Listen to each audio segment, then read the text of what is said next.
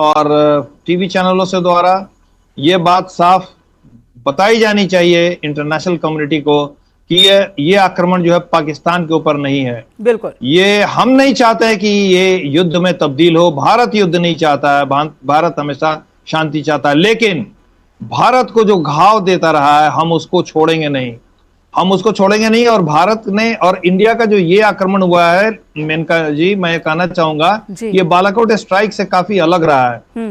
हम उनके हवाई सीमा में घुसे भी नहीं है और हमने यहीं से सारे 9 सेंटर्स को, जिसमें 2 सेंटर मुरीद के और बहावलपुर, ये काफी अंदर है, हमने बिना घुसे हुए इन सेंटर्स को पिन पॉइंट तरीके से स्ट्राइक किया है। तो पाकिस्तान को यह मैसेज मिल गया होगा कि भारत कितना सक्षम है। जी हाँ जी। और पाकिस्तान रोने भी लगा है आलोक साहब, पहले से ही पाकिस्तान रो रहा था दुनिया के सामने और ये बार बार गुहार लगा रहा था कि जो कूटनीतिक कदम भारत की ओर से उठाए गए हैं, चाहे वो सिंधु जल समझौते को रोके जाने का हो या चिनाब के पानी को रोकने का, ये तो युद्ध के ऐलान जैसा है। पाकिस्तान यूएन के सामने रो रहा था कि हमें बचाओ, हमारी मदद करो, भारत कभी भी हम पर अटैक कर सकता है। चोर की दाढ़ी में तिनका वाली स्थिति में पाकिस्तान था और भारत ने दिखा दिया कि बिना युद्ध की शुरुआत किए हम आतंक को खत्म कर चुके हैं और खत्म कर सकते हैं। देखिए, पाकिस्तान तो पूरी कोशिश कर रहा है डे 1 से ही कि इसको इंटरनेशनलाइज किया जाए, अंतर्राष्ट्रीय जगत में हंगामा करेगा। एक कटोरा लेके घूमने से है, न उनको पैसा मिला न लोन मिला, और अब वो चिल्लाते रहेंगे। किसी भी देश का सीधा समर्थन तो नहीं मिलेगा। हाँ, 1-2 देश हैं जो थोड़े गुप्त तरीके से और अपरोक्ष तरीके से उसको मदद करने की कोशिश कर रहे हैं, वो हमें भी पता है। लेकिन लड़ाई अपने दम पर लड़ी जाती है, ये पाकिस्तान को समझना पड़ेगा।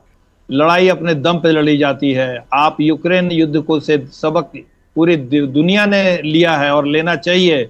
आप दूसरे की सहायता से युद्ध ज्यादा दिनों तक नहीं लड़ सकते। अगर लड़ेंगे तो तबाही आपकी होगी, दूसरे की नहीं होगी। ये पाकिस्तान को मैसेज समझना चाहिए। भारत अभी भी ये साफ शब्दों में कह रहा है कि हमारी लड़ाई टेररिस्ट, अंतरराष्ट्रीय जो टेररिस्ट ऑर्गेनाइजेशन है उसके साथ है, और पाकिस्तान अभी भी संभल जाए। जी हाँ, बिल्कुल। और आलोक जी, जैसे ही यहां रात के 12:30 बजे एयर स्ट्राइक किया गया भारतीय वायुसेना की तरफ से, दूसरी तरफ अमेरिका को इस बात की जानकारी भी दे दी गई। एनएसए अजय डोभाल ने खुद बात की और ये सुबह की शुरुआत हो रही है। भारत के लिए ये सुबह बहुत ही खूबसूरत है, लेकिन पाकिस्तान के लिए ये सुबह जो है वो वक्त है जब वो मातम में है और अपना चेहरा छिपाने की कोशिश कर रहा होगा। पाकिस्तान की सरकार, पाकिस्तान की सेना वो देखते रह गए और आतंक का गढ़ जिस सालों से उन्होंने तैयार किया, उस गढ़ पर भारत ने मिसाइलें दाग दी। आलोक जी। जी मेनका जी, ये भारत की नई सुबह है। पूरे विश्व को यह मैसेज गया है कि भारत का ये बदला हुआ रूप अब विश्व देखेगा। भारत अब चैन से नहीं बैठने वाला है। वो दिन गए कि आप आकर के मार के हमें चले जाते थे और हम 2-4 एक्शन लेंगे और चुपचाप बैठ जाएंगे। नहीं, भारत अब चुप नहीं बैठने वाला है। अब भारत का जो रिएक्शन होगा वो काफी घातक और भीषण होगा। ये मैसेज पूरे विश्व को मिल जाना चाहिए और पाकिस्तान को तो अच्छी तरह मिल गया।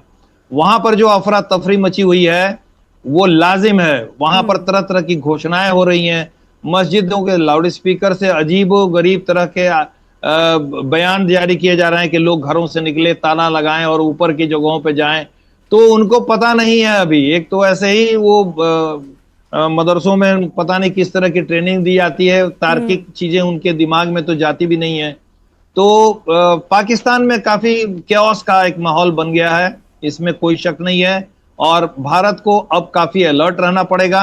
हमारे नागरिकों को भी मॉक ड्रिल की सारी प्रोटोकॉल्स को समझ लेना चाहिए कि हमें क्या क्या करना पड़ेगा। अगर खुदा न खास्ते युद्ध की स्थिति बन जाती है तो हमें तैयार रहने की जरूरत है। भारत को तैयार रहना पड़ेगा, तभी ये डिटरेंस का काम करेगा। नहीं तो पाकिस्तान अपनी गतिविधि से बाज नहीं आएगा। जी हाँ मेनका जी। जी, विंग कमांडर आलोक सहाय जी, एक और सवाल, जैसा कि आपने कहा कि अगर पाकिस्तान की ओर से एयर स्ट्राइक या इस तरह का कोई कदम स्पॉट किया गया, दूसरा उनकी मॉनिटरिंग की व्यवस्था की गई और तीसरा टारगेट किया गया। और खुद एनएसए अजीत डोवाल पिछले 12 दिनों से लगातार ये बैठक कर रहे थे और उसके बाद एक एक मूवमेंट की जानकारी इकट्ठा की जा रही थी ना। सबसे बड़ी चीज ये है कि इस पूरे ऑपरेशन में तो पाकिस्तानी सेना इस वक्त बॉर्डर पर एलओसी पर फायरिंग कर रही है। एलओसी पर दोनों तरफ से गोलीबारी जारी है। पाकिस्तानी सेना ने सीज फायर का उल्लंघन फिर किया है। भारतीय सेना मुंहतोड़ जवाब दे रही है। भारतीय सेना जिसका लक्ष्य क्लियर है कि युद्ध की शुरुआत हम नहीं करेंगे, पहली गोली हमारी नहीं होगी लेकिन आखिरी गोली हमारी ही होगी।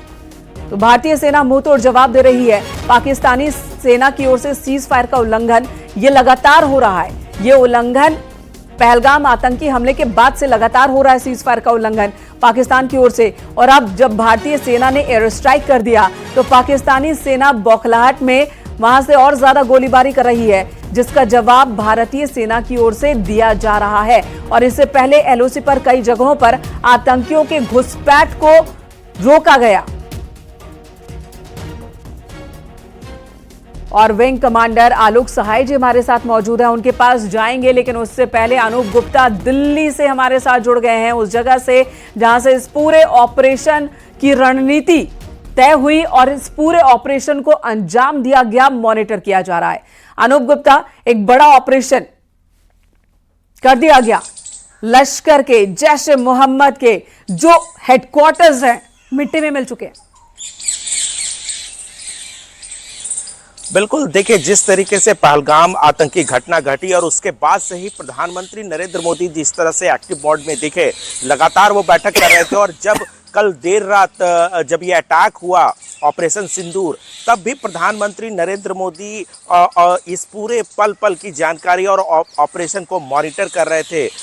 खुद देखिए ये बहुत बड़ा कोऑर्डिनेटेड तरीके से तीनों सेना के कोऑर्डिनेशन से इस अटैक को अंजाम दिया गया है। और भारत सरकार की तरफ से ये कह सकते हैं कि सीधा ये आतंकवादी जो ठिकाने हैं उस पर अटैक हुआ है। और पहली दफ़ा जो है वो पाकिस्तान के अंदर जो आतंकवादी